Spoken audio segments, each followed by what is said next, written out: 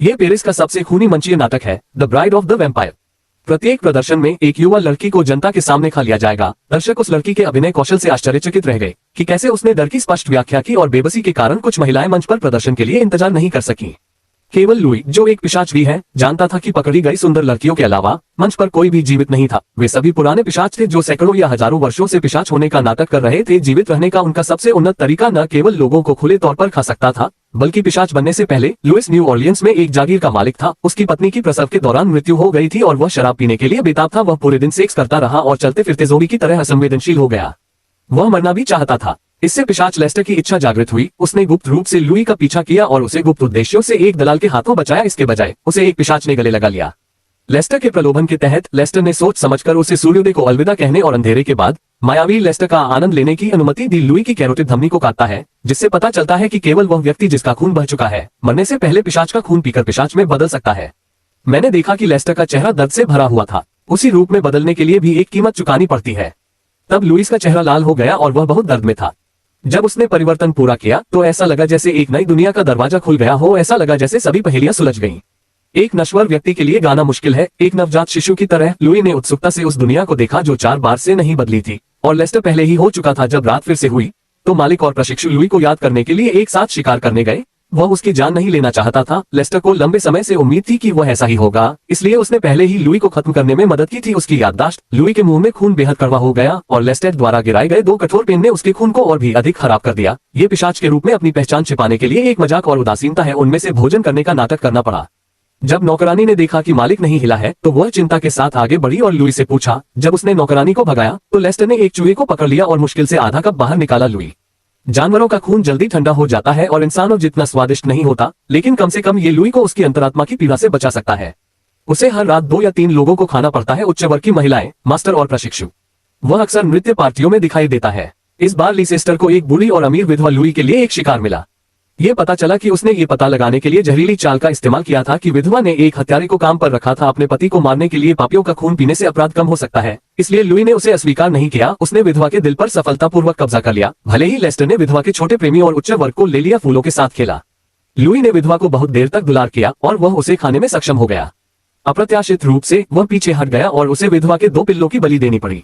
क्रोधित होकर उसने लेस्टर को हवा में उठा लिया, लेकिन लेस्टर दिल खोलकर हंसा और अभी भी थोड़ा लहूलुहान था। उसके बाद लेस्टर ने लुई से कोई मांग नहीं की। तुम जो चाहो खा सकते हो। लेकिन कुछ ही दिनों में लुई ने सारी जागीर खा ली।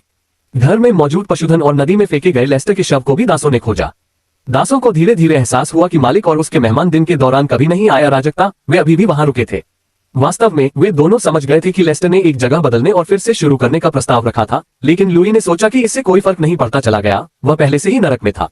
2 लाशें नाखुश होकर टूट गईं और फिर नौकरानी ने उसे पाया। उसे उम्मीद थी कि लुई दासों को खुश करने के लिए आगे आएगा। उसी समय दंगाई दास महल के सामने एकत्र हुए और उस मालिक को जलाना चाहते थे जिस पर शैतान का कब्जा था। दासों को बाहर निकालने के बाद लुई ने नौकरानी को बाहर निकाला और सभी को चौंका दिया। पूरी बनी जागीर में आग लगा दी। लुई ने मूल रूप से मरने के बारे में सोचा था, लेकिन उसे लेस्टर के वापस आने की उम्मीद नहीं थी। वास्तव में उसने लुई को आग के समुद्र से बचाया, लेकिन एक मुश्किल का सामना करना पड़ा, प्रशिक्षु। उसके बाद दोनों लाशें और प्रशिक्षु न्यू ऑर्लियंस के नदी तट पर चले गए। लेस्टर अभी भी मनोरंजन के लिए शराब पीने और लोगों को मारने में लगा हुआ था, लेकिन लुई मानव रक्त को छोड़ने के लिए तैयार नहीं था। भले ही वह उसके मुंह में लाया गया हो, बिना किसी हिचकिचाहट के खून को जमीन पर गिरा दिया। लेस्टर को लोहे से नफरत थी और वह केवल वेश्याओं पर अपना गुस्सा निकाल सकता था। जब वह लुई को छोड़ने वाला था, तभी एक महत्वपूर्ण मोड़ आया। जब वह आम रास्ते से गुजर रहा था जो लोग ब्लैक डेथ से तबाह हो गए थे और रो रहे थे, उसके सिर ने वास्तव में एक गरीब छोटी लड़की को चूस लिया, जिससे लेस्टर आश्चर्यचकित हो गया जो उसका पीछा कर रहा था। उसने लड़की की मां को उठाया जो बहुत पहले मर गई थी और जश्न मनाने के लिए नृत्य किया कि वह लड़का था। अंततः अपने रास्ते पर शर्मिंदा और पश्चाताप करते हुए लेस फिर से विशाल बरसात की रात में गायब हो गया।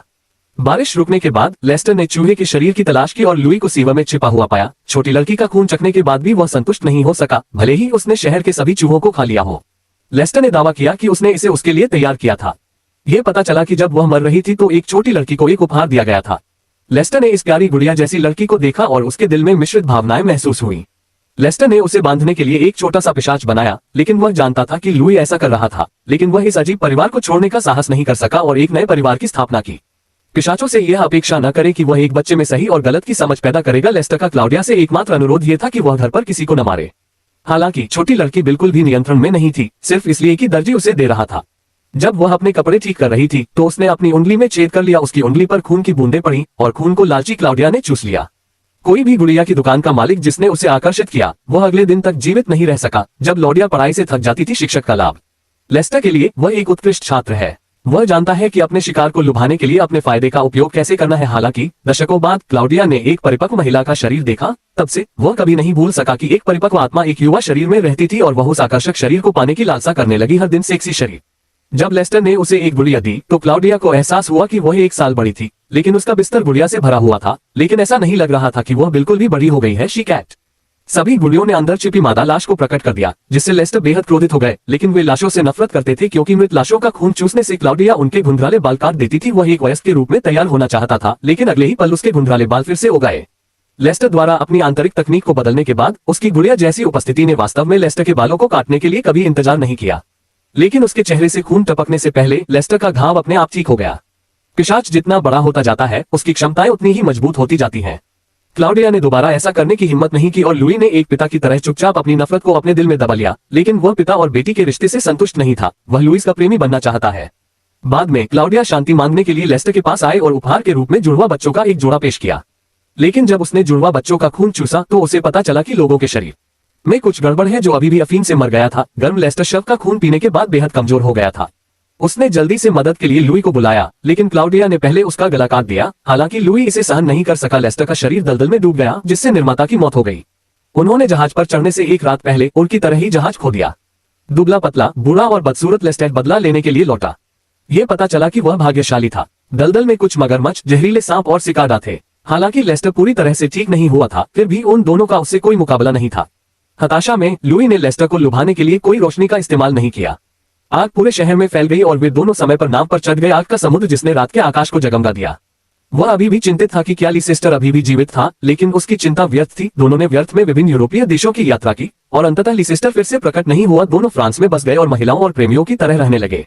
एक रात जब लुई एक पुल से गुजर रहा था तो उसकी मुलाकात एक अजीब व्यक्ति से हुई। उसने पहले तो लुई की हर हरकत की नकल की और फिर दीवार पर भी बैले डांस किया। इतना आश्चर्यचकित कि वह अंततः उसी तरह से मिला। अप्रत्याशित रूप से दूसरे व्यक्ति ने खुद को अपमानित किया। उसी समय आमुन नाम का एक पिशाच प्रकट हुआ और उसने अपने साथियों को ओपेरा हाउस का टिकट दिया और उसे छोटी सुंदरता को ले जाने के लिए कहा, इसे देखें।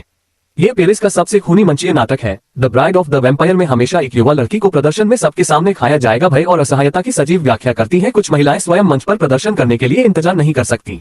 केवल लुई, जो एक पिशाच भी है, जानता था कि पकड़ी गई सुंदर लड़कियों के अलावा मंच पर कोई भी जीवित नहीं था। वे सभी पुराने पिशाच थे जो सैकड़ों या हजारों वर्षों से पिशाच होने का नाटक कर रहे थे। उनके रहने का बहुत ही उन्नत तरीका न केवल लोगों को खुले तौर पर खाने में सक्षम था, बल्कि आर्मन, लाल कपड़े वाला पिशाच जिसने बहुत सारा पैसा कमाया और समापन किया, सबसे स्वादिष्ट चखने के बाद इस समूह का पूर्वज है। लड़की के सिर और मुंह से खून निकालकर उसने उसे उन लड़कों पर फेंक दिया जो उस खूबसूरत लड़की को खाने के लिए उमड़ पड़े।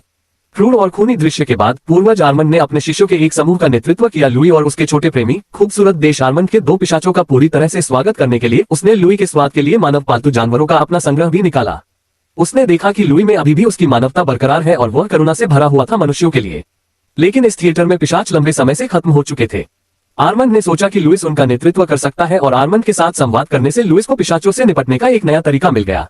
जब आर्मन ने 2 रचनाकारों, छोटे प्रेमी क्लाउडिया के बारे में पूछा, अचानक घबराहट हो गई क्योंकि 2 रचनाकारों को उनके द्वारा मार दिया गया था और छोड़ दिया गया था। उस समय लुइस को बेहद दोषी महसूस हुआ था। उन्हें उम्मीद नहीं थी कि उनकी आवाज दूसरे नंबर के लाओ सांग द्वारा सुनी जाएगी। पिशाच कबीले की कमान। पिशाच जितना बड़ा होता है उसमें उतनी ही अधिक क्षमताएं होती हैं। दोनों को एक गहरा अनुस्मारक मिलता है कि पिशाचों का केवल एक ही अपराध होता है, वह है एक ही प्रकार की हत्या करना। जब दोनों अपने निवास पर लौटे तो क्लाउडिया ने दमन किया। आखिरकार गुस्सा फूट पड़ा। ये पता चला कि आर्मन ने क्लाउडिया को लुइस को छोड़ने के लिए चेतावनी दी थी, जबकि लुइस ने क्लाउडिया से वादा किया था कि वह उसे कभी नहीं छोड़ेगा। लुइस अक्सर आर्मन से पिशाच बनने के बारे में सलाह लेने के लिए थिएटर जाता था। आर्मन ने अपना आग्रह दिखाया, लुई ने बिना किसी हिचकिचाहट के मना कर दिया। उस दिन आर्मन ने अचानक लुई को चेतावनी दी कि लाओ सांग पहले से ही उसमें रुचि रखता है। यदि आप नहीं चाहते कि उसे नुकसान पहुंचे तो उसे जल्दी से दूर भेज दें। जब उन्हें पता चला कि लुइस ने क्लाउडिया के साथ जाने की योजना बनाई है तो आर्मन ने तुरंत स्नेहपूर्वक स्वीकार किया कि दुनिया लगातार बदल रही है और थिएटर में पिशाच पतनशील और जिद्दी हैं। आर्मन अपना समय बर्बाद नहीं करना चाहते थे और इसे जारी रखना चाहते थे उबाऊ जीवन। लुई की उपस्थिति ने उसे आशा दी कि क्या एक मानव आत्मा वाले पिशाच को अधिक सुंदर दुल्हन मिल सकती है। लुई आर्मंड को बनाए रखने के लिए उसने उसे बिना किसी हिचकिचाहट के पिशाचों का ज्ञान सिखाया। लुई का दिल डगमगाने लगा और क्लाउडिया ने उसकी झिझक देखी, इसलिए उसने अपने लिए एक मां ढूंढी और लुई से उसे बदलने के लिए कहा। वह साथी के रूप में अकेला भूत नहीं बनना चाहता। आखिरकार लुइस को हार माननी पड़ी और उसने महिला को पिशाच में बदल दिया। इससे पहले कि माँ और बेटी एक दूसरे को जान पाते, पिशाचों का एक समूह वहां आ गया। तीनों के परिवार को परीक्षण के लिए थिएटर में ले जाया गया क्योंकि संस्थापक आर्मंड यहाँ नहीं था। लाओ सांग ने उन्हें छूने की हिम्मत की। साथ ही लुइस को एक बक्से में बंद कर दिया गया और क्लॉडिया और उसकी नई पहचानी गई मां को क्रूरतम सजा पाने के लिए एक सूखे कुएं में फेंक दिया गया थिएटर, लेकिन वह कभी नहीं दिखा क्योंकि क्लॉडिया की मौत उसके लिए लुई का दिल जीतने में मददगार थी। जब सुबह की सूरज की पहली किरण सूखे कुएं में चमकी तो वह तुरंत लुई को खोदने के लिए गया और ऐसा नहीं करने का नाटक किया, कुछ भी पता नहीं। सूखे कुएं में केवल एक ही बचा था। टक्कर से एक दूसरे को गले लगाने वाली दो मूर्तियां टूट गईं। हालांकि वे केवल आधे दिन के लिए मां और बेटी थीं, फिर भी महिला ने क्लॉडिया को अपने शरीर के नीचे कसकर सुरक्षित रखा। दिल टूट गया। क्लॉडिया उनकी बेटी की तरह थी और उनके प्रेमी लाओ सांग ने उत्तेजक तरीके से लुई के पास जाने के लिए पिशाचों के एक समूह का नेतृत्व किया, लेकिन आर्मंड ने उन्हें एक समूह के खिलाफ नहीं लड़ने दिया। अगले दिन पिशाचों के सो जाने के बाद लुइस ने सूर्योदय से पहले थिएटर को जलाने का फैसला किया। एकांत से बाहर आए सभी पिशाचों को लुइस ने मौत के देवता की तरह अपने दरांती से काट डाला। शैतान जिन्होंने दुनिया में परेशानी पैदा की, यहाँ तक कि लाओ सांग जिनकी युद्ध शक्ति पूर्वज के बाद दूसरे स्थान पर थी, दो भागों में विभाजित होने के भाग्य से बच नहीं सके। ये पहले से ही थोड़ा उज्जवल था, या तो आग के समुद्र में नष्ट हो जाएगा या सूरज का सामना करे। आर्मंड ने गाड़ी चलाई और जब सेना शुरू होने वाली थी तो वह लुई से बाहर निकल गया। उसने सोचा कि लुई पूरे दिल से उसका पीछा करेगा, इसलिए उसने उसे फिर से अस्वीकार कर दिया। 1988 में लुइस न्यू ऑर्लियंस लौट आए। जैसे जैसे समय आगे बढ़ा, वह अंततः अपने पूर्व निवास के खंडहरों में सूर्योदय की सराहना करने में सक्षम हो गए। उन्होंने पाया कि उनके जीवित मास्टर लेस्टर 2 वर्षों से उनका इंतजार कर रहे थे, 100 साल, और वह अभी भी वहां था। लुई ऑनलाइन डेटिंग की उलझनों में उलझा हुआ था, लेकिन उसने बहुत पहले ही हार मान ली थी। मास्टर और प्रशिक्षु दो अलग अलग दुनियाओं के लोगों की तरह थे। बाद में एक रिपोर्टर लुई पर ध्यान गया और वह पेशेवर संवेदनशीलता के कारण लुई की कहानी को खंगालना चाहता था। लुई ने एक पिशाच के रूप में अपनी पहचान को गुप्त नहीं रखा। उसने रिपोर्टर को बताया कि कैसे लेस्टर ने उसे बदल दिया और यूरोप में हत्याएं करने लगा। रिपोर्टर बेहद उत्साहित था। पदोन्नति और वेतन वृद्धि अब महत्वपूर्ण नहीं थी, वह और भी अधिक पिशाच बनने की इच्छा रखता था। उसने गलती से सोचा कि लुई ने उसे अपना साथी बनने के लिए आमंत्रित किया था। निराश वह एक और मूर्ख था जिसने जीवन को महत्व नहीं दिया। उसने रिपोर्टर को गड़गड़ाहट के बल से हवा में उठा लिया। रिपोर्टर को खुशी हुई कि उसने एक छोटी सी जान बचा ली। ये साक्षात्कार किसी बड़े अखबार ने अचानक सूखे हाथ से उसकी गर्दन पकड़ ली थी। ये लेस्टर ही था जिसने रिपोर्टर का खून चूस लिया था। उसके कान लगभग घट्टे जैसे लग रहे थे।